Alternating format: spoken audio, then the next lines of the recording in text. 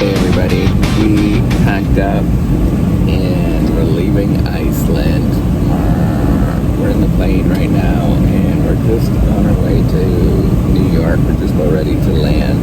In 6 minutes. In a few minutes, and then we're going to spend the night in New York and then go to Orlando in the morning. Mm-hmm. And then we will have... Oh, we forgot to tell you. We almost missed our flight. Like, seriously missed our flight. Yeah. It was delayed by an hour because there was another flight. There was 2 flights. That was going... One at 5:10 and one at 5. And they were both going to the same place. They were both going to New York. And we looked at the wrong one. We thought it was delayed. And then we both... We were sprinting. We were sprinting. Lindsay and I both we were at different places, and we both looked, and we realized, like, oh my God, we're gonna miss the plane.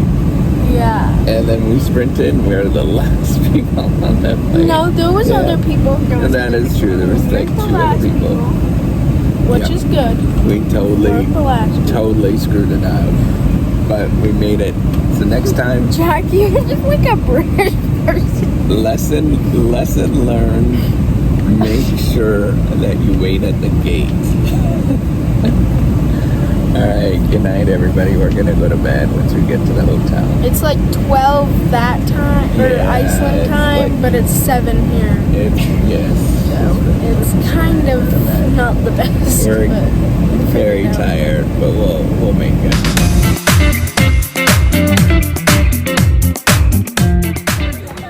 So we made it into not Miami. We made it into Orlando. Okay, I want to accuse someone. My brother keeps doing this. And that's all wobbly because of my hand. I can't hold the phone at the same time.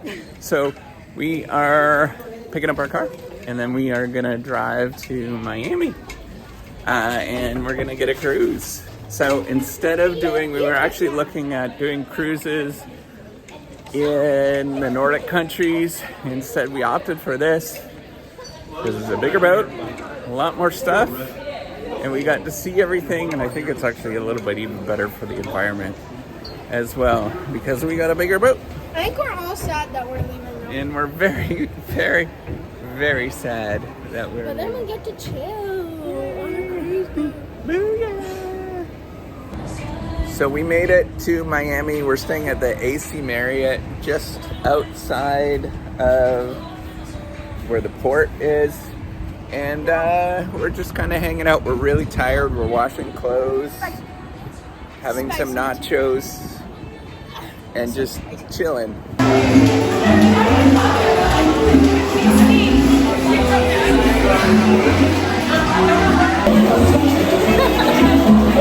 We're at a famous bar.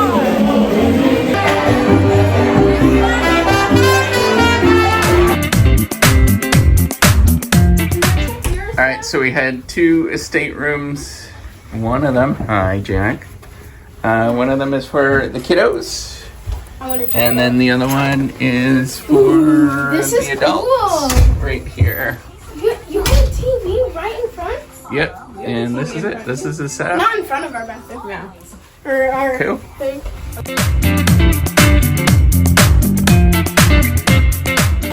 So we made it on the ship, the Icon of the Seas, and we are officially gonna be moving in like 30 minutes. Yep, absolutely. You got some nice hair going on there. You just got your hair cut. Please note that all emergency exits are all I know. You got no tan on the side. That's funny. We're sitting here on the edge. Specific bus station will guide you. Should you become disoriented?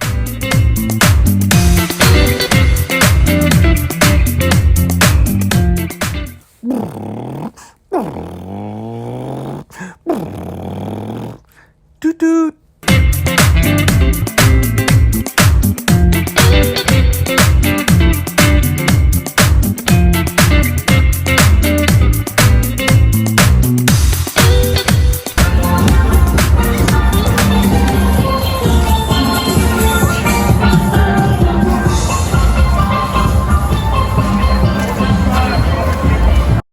the ship is actually divided into multiple parts that you can check out. This weird thing, it's called the Pearl. I don't know what the heck it is. But it is the inside kind of trendy area. This is outside. I think it's called Seaside. It's pretty cool. It's got a lot of little kid stuff. This is kind of a shot of it, but then you can see all of the water slides that are up top that are a mix of different skill levels. This is inside in terms of front of the ship, and you can see that there is like a viewing area and a show area as well. It was very, very pretty. There's this little area that was called Central Park is in the ship, and you can see that they tried to really make it look like a park within the actual ship. It's pretty amazing that they were able to create this effect with little shops on either side. I was very much impressed with this area. When we were sailing, we spent most of the time on top of the ship. There was all sorts of activities, water slides. We did a lot of mini golf, all sorts of things like that. I like to look at the ocean. The water was very blue. But of course, there was always lots and lots of people. Yeah. What's the best thing about your vacation so far? Not having to do schoolwork. Okay, Yeah. I like that. We paid for a couple of excursions. I don't know if it's really worth it on a cruise ship, but it sort of breaks up the time. And if you pick wisely, you could do some really cool things. In Saint Kitts, we walked up Canada Hill. I highly recommend it. This guy was very, very inspiring. I loved his stories that he told about the history of Saint Kitts. You can see it's actually quite pretty once you're up top, but I would recommend that you wear some hiking boots when you go up there. And then we did some shopping around in Saint Kitts. It was interesting, to say the least, that there was a lot of colors as you could see here. So we're gonna go on a catamaran this morning and do some snorkeling around. I feel like the waves We are in St. Thomas, not St. Thomas, Ontario, where the boys were born. St. Thomas, the U.S. Virgin Island. So we did get to see we saw a little tiny shark, we saw some sea turtles, and a lot of little tiny fish that are deep in the water. I think this tour was well worth it. The water was just crystal clear. There's lots of iguanas on all of the islands. We saw sharks, we saw stingrays, we saw sea turtles, we saw all sorts of really fun things. In fact, we actually saw a really big shark when we were snorkeling. It was a little unnerving, but we got the heck out of there as quickly as we possibly could.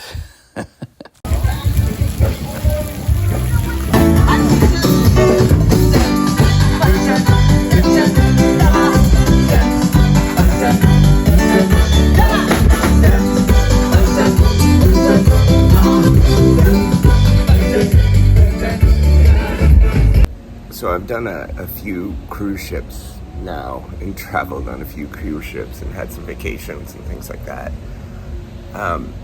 And every time I do this, I feel extremely grateful. In fact, I feel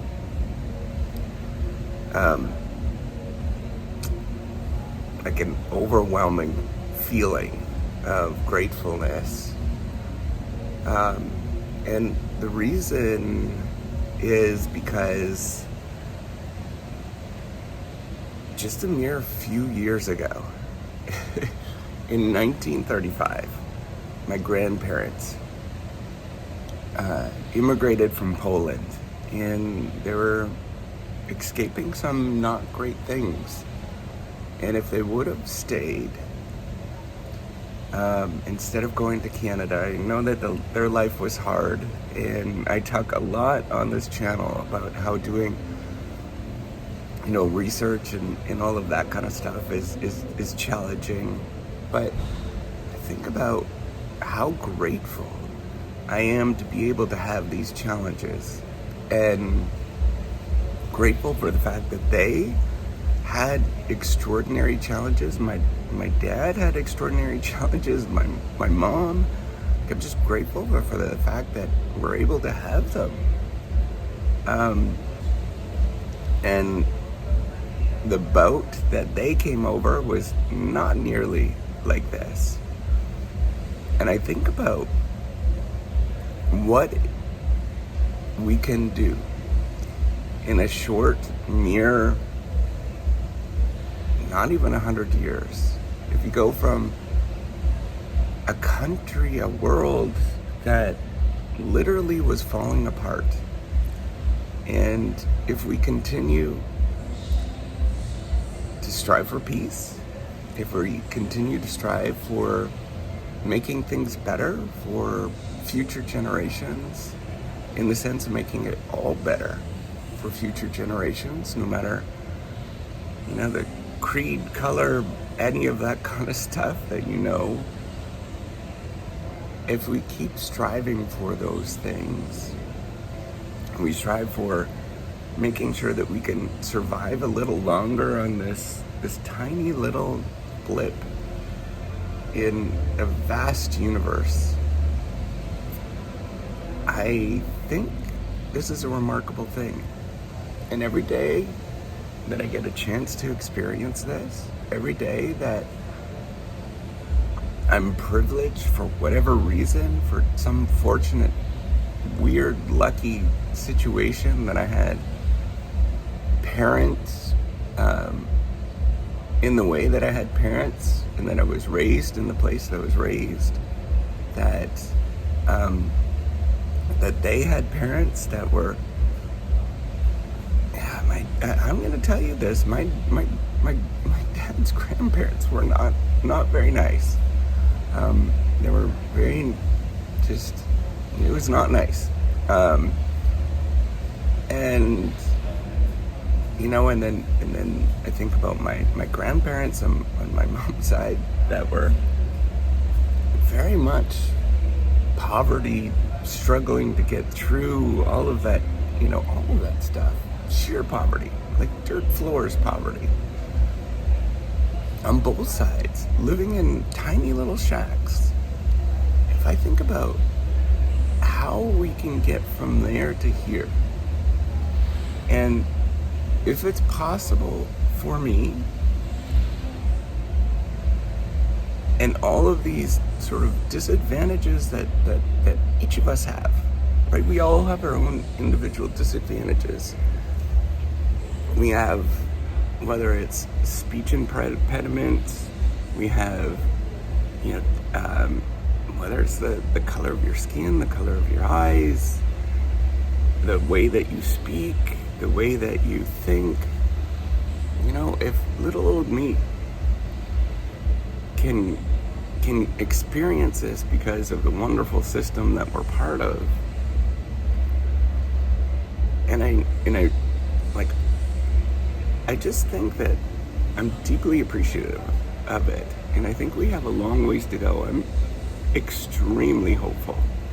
Every time that I think about where we came, even a decade ago, and I know that there's lots of problems. I'm very well aware of all of those problems that exist, and the irony of being on a big ship in terms of causing environmental pollution and all of that kind of stuff. I realize that. I'm very, very sympathetic to that. But if we can do all of this, what can we possibly do in another 30 more years? What can we possibly do in another 60, even another 100 years? I'm just so extremely hopeful. And I encourage all of you to grab onto that hope, figure out how to get it, and keep going there. Keep coming back to that hope of looking back and looking at, man, things were just, I'm going to tell you this, things were just shitty. I apologize for that, but they were just not nice. It was not a good situation. And we've come out of that, and look at how far that we've come in many ways. So even if you're getting despair, even if it doesn't feel good at this moment, just keep going. Take another step. Go a little further. do that repeatedly, as long as you possibly can, something's bound to give. It's amazing where we have come. And I think we still have a lot of hope yet. Don't lose that hope. The entertainment on the ship really blew our minds, and it was truly world class. Anything that you would see out of New York or Las Vegas, definitely top notch.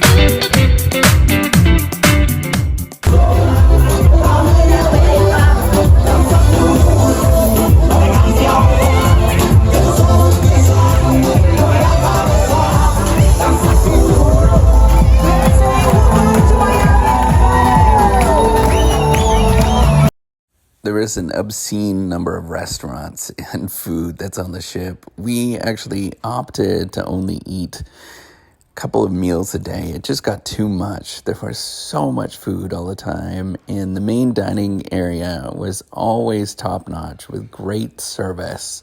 We very much enjoyed it. In fact, I wouldn't recommend paying for any of the extra restaurants at all. There was a Starbucks on the ship, and you could see the prices were not that bad. So one of the best tricks for traveling and getting a little bit yucky coffee is by using these things. We just pour a little bit in there, and it makes it nice and tasty. Is it good? Amazing. Apparently it's amazing. So we just did a father-son, it's Father's Day, and we did a father-son mini golf tournament. Yeah. And we got second place, baby. Second place. Mini golfing yet again.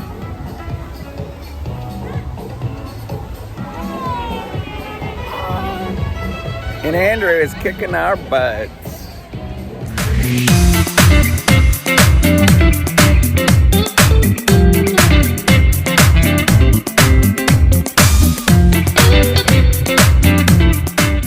We just climbed 233 steps on the cruise ship. Icon of the Seas, 223. And to say it's not a normal one, it's the world's biggest. On the world's largest cruise ship. We did it up, down, up, down.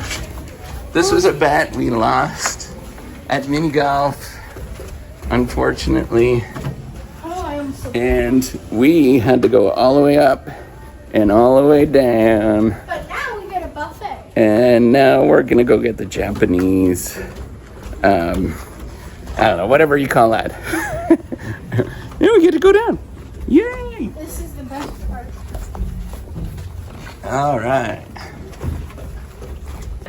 We're gonna take the final step. In the challenge. In the challenge. 233 steps up, 233 steps down. Ready? Ah! Oh, we missed it. We're so tired. Oh, no, we're going to go all the way down.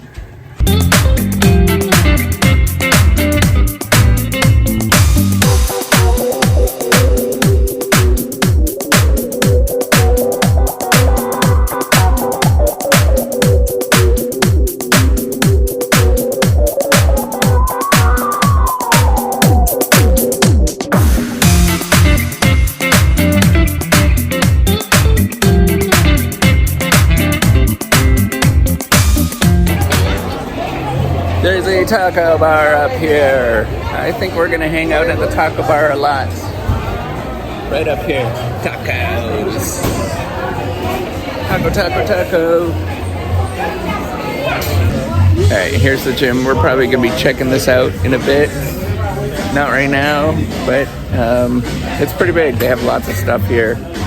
Everything that you need. That's it. We wrapped up the vacation, drove home from Miami, and just enjoyed the rest of the week. You could see that this was an incredible time for us. And thank you so much for following along.